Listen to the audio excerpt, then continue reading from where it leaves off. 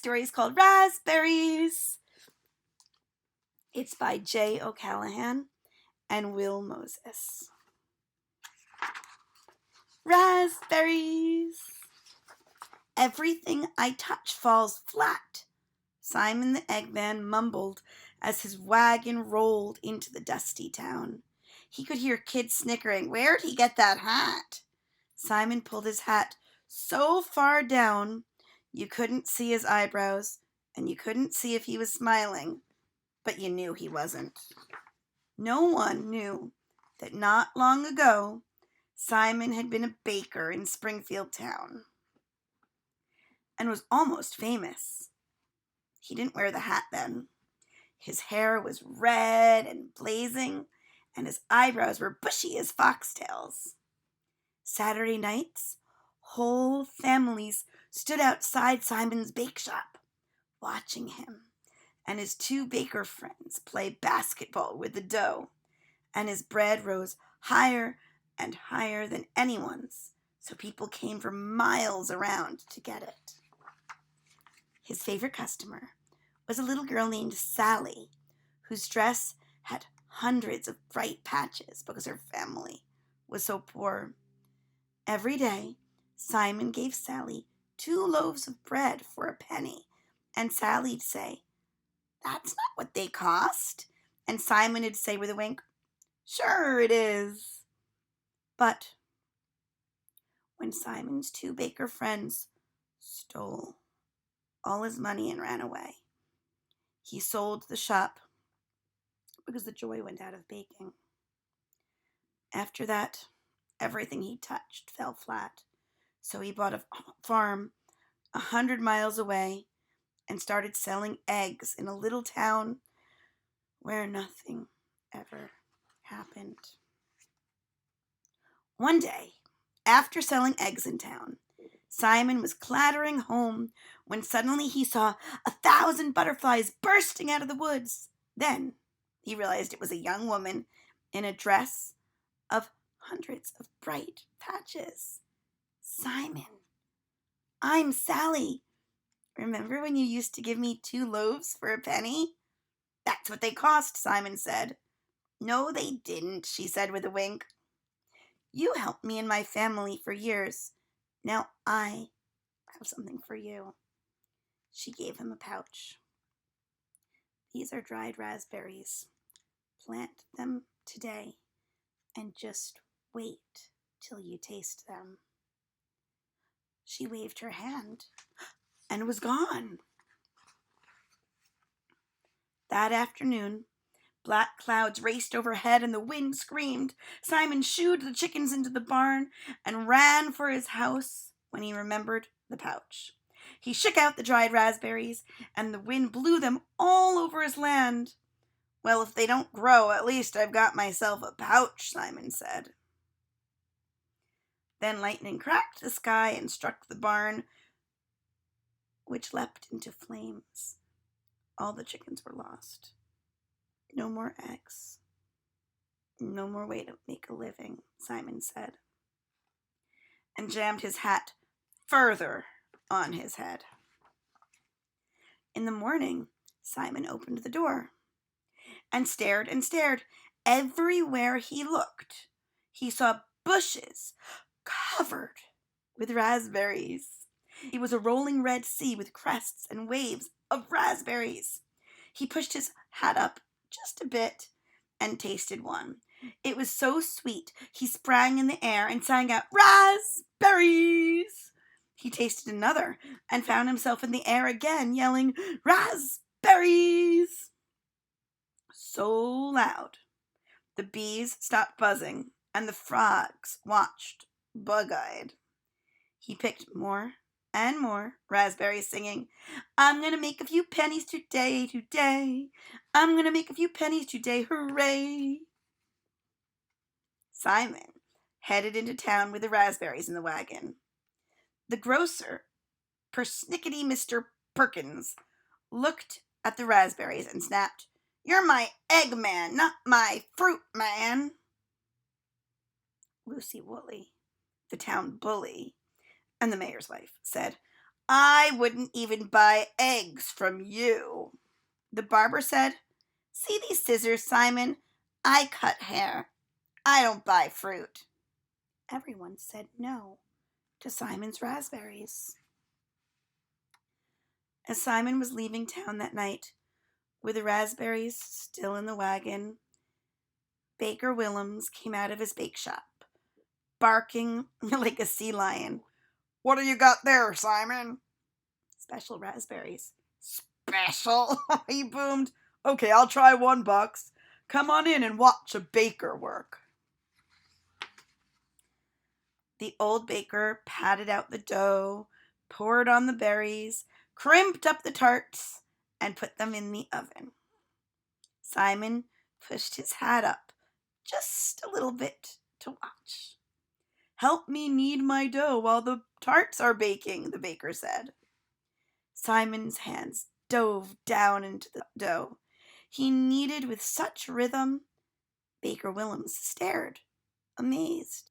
After a while, the old baker said, My nose says those tarts are done, and they don't smell special to me, but I'll try one.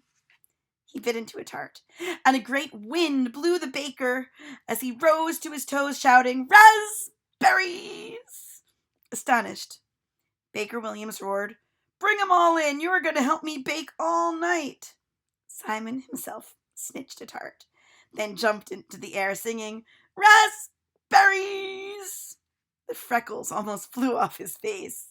They baked bread and pies and 84 tarts, and in the morning, Baker Willems said, That was the best baking night in my life, but I'm tired out, and I'm going to sleep, so you do the selling, Simon.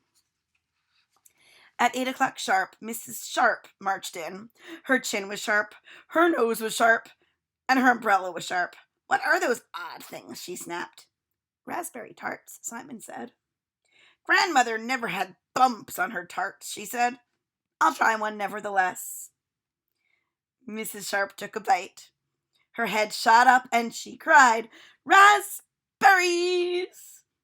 A few minutes later, Mrs. Sharp's friend, Jenny Longlegs, came in. Jenny took a bite of the tart, and her hat flew into the air as she sang, Raspberries! Simon, they both said, How many tarts have you got? 84, Simon said. Mrs. Sharp said, We'll take 40 each. That leaves almost none for Lucy Woolley. She'll be so sorry she didn't invite us to her tea. At noon, Baker Willems beamed. You sold almost every tart. Simon, you're not as shy as you look. Just then, the door flew open and the mayor's wife, Lucy Woolley, the town bully, stormed in. Today is my annual tea, and I hear you have a wonderful tart. Did you save 80 for me? Only 4, Simon said. You saved only 4, she shouted. Wrap them all, Baker Willems. It's the last time I'll be in your shop. She left. Baker Willems sagged. Simon pulled his hat lower. Everything I touch falls flat. That afternoon, the great tea was held on Lucy Woolley's lawn a mile out of town. Lucy Woolley looked like a mound of floating vanilla ice cream. Old Mrs. Oddbones bent as a hairpin shuffled to the goodie table. The tarts had been cut in pieces. Tarts! She took a bite and flew into the air, singing, Raspberries! All the ladies rushed to get a piece, till it looked more like a square dance than a tea. Where'd you get all those tarts from? Someone shouted. Baker Willems, of course. Old Mrs. Oddbones cried as she ran and jumped over the hedge, leapt into her carriage, and shouted, Giddy up! All the ladies followed, and Lucy Woolley was left alone in the dust. In town, people thought they heard growing thunder. Then out of the billowing dust roared old Mrs. Oddbones, Hey-ya! Quick, Mr. Baker Willems, a dozen raspberry tarts. Old Mrs. Oddbones demanded. Now all the ladies were clamoring. I'll take a dozen. I want two. It was bedlam. I got no tarts, Baker Willems boomed. Have them at 8 tomorrow morning, old Mrs. Oddbone said. It's big day, the birthday of the town. If you don't, we won't trade here anymore. And they all left. Baker Willems slumped. Simon, I can't make all those tarts by morning. It's the end of my business. No, Simon said, pushing his hat up. It'll all be done. And by morning. Simon rushed back home, picked till his wagon was heaped with raspberries, and carted them back to Baker Willem's shop. All night he patted out the dough, poured on the berries, crimped up the tarts, and baked until there were tarts all over the place. At 4 a.m, Simon went out to stretch, and could have sworn he heard a star call softly to him, Raspberries! At 8 the next morning, the band marched and played as the ladies, led by old Mrs. Oddbones, stormed the bake shop. Simon was selling tarts so fast his hands were flying. Then the ladies roared into the street, handing out tarts, flinging tarts, pitching tarts to people who hadn't caught anything in years, to grandfathers, grandmothers, uncles, aunts, fathers and mothers, sisters and brothers, and little babies too. The whole town began to leap into the air around the band, shouting, Raspberries! It looked like a street full of grasshoppers. The band kept playing and people kept dancing, jumping, leaping, hopping, twirling, somersaulting, and eating more tarts. Old Mrs. Oddbones grabbed the grocer, persnickety Mr. Perkins, and said, Dance with me, you old fuddy! She spun him around, and Mrs. Sharp spun him right back. Finally, the mayor asked for quiet. Usually, on big day, he said, the band plays. I say a few words, and we all go home alone to our houses. But today, we are all bursting. It feels like a real birthday. We are a town again, and it's all because of Baker Willems and his tarts. Baker Willems was just going into the bake shop. He said, I didn't bake last night, Mayor. Simon did. Underneath that hat. He's a fine man. Baker Willems pushed Simon out the door, and the band struck up. Old Mrs. Oddbones took Simon's elbow and jittered up and down as a 3-year-old girl danced around him. Just then, Lucy Woolley, the town bully, bit into a tart and bounced so high Simon burst out laughing. Everyone watched as Baker Willems reached for Simon's ugly old hat and tore it off. Simon's brilliant red hair shot up like firecrackers, and his eyebrows sparked. As they cheered, Simon thought he saw 1,000 butterflies far down the street, and he realized it was Sally waving. She knew all was well, because his hat was gone, and Simon's hair was red as strawberries.